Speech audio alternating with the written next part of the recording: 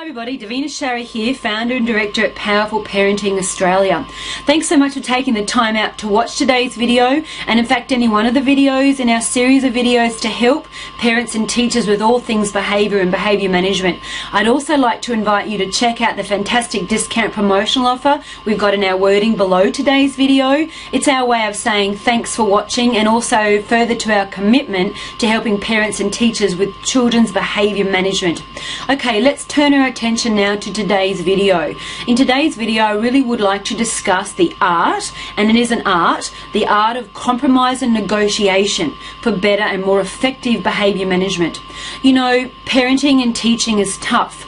We're forced to make decisions each and every day. Sometimes we're making decisions on the back foot, sometimes we're forced to put our foot down. So it pays as parents and teachers to know when we need to be resolute, decisive and firm, unwavering on the things that really matter, and when it's okay to be flexible, more easygoing, and what we're prepared to negotiate and compromise on. And that's what today's video is all about. Okay, let's begin. Okay, being able to strike a balance between being firm and not firm enough is a skill, just as being fair and consistent are skills. Moderation is going to be the key. So let's have a look at it. As a parent or a teacher, it's very important that we learn to be resolute and firm on the big issues, unwavering on the things that really matter, and more easygoing or more flexible on the things that we choose to be more relaxed about. For example, you might consistently accept laughing and talking at the dinner table, as it really is a time to talk together and to bond as a family, but you may not allow phone calls coming into the house after, say, 8 o'clock at night.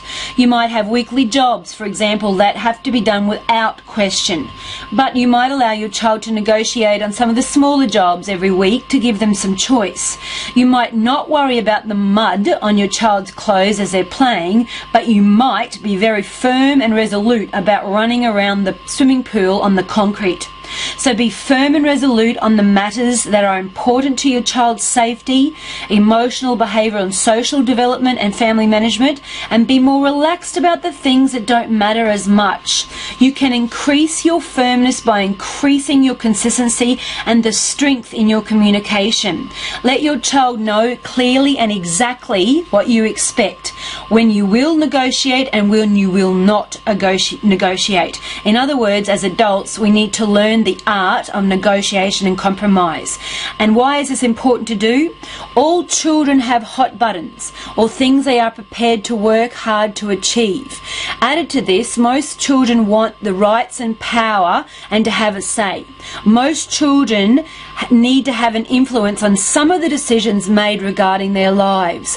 If there is something your child wants to change or achieve, as adults we can use this hot button as currency during negotiations.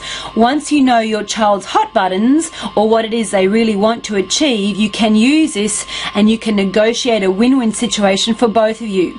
Never be so heavy-handed with your parenting or your teaching that you're not prepared to listen and perhaps negotiate on things that really matter to your child. Be reasonable. Use your negotiations to inspire and to motivate. Teach your child how to present their argument or what they want to do or achieve clearly. Discuss the possible outcomes and the terms of the negotiation contract.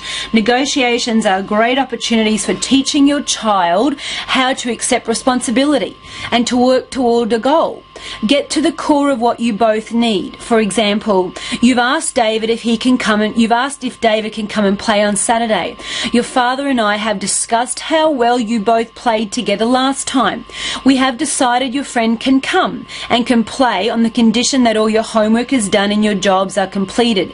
David can play from 10 o'clock until 1 o'clock.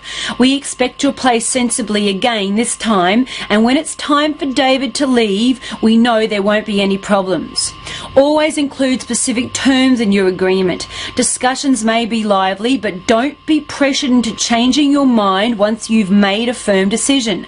Take a moment, an hour or a day to decide. Negotiate short-term contracts to begin with and more complicated contracts later. Your child will appreciate those times when you compromise and learn to live with those tragic times when you just won't.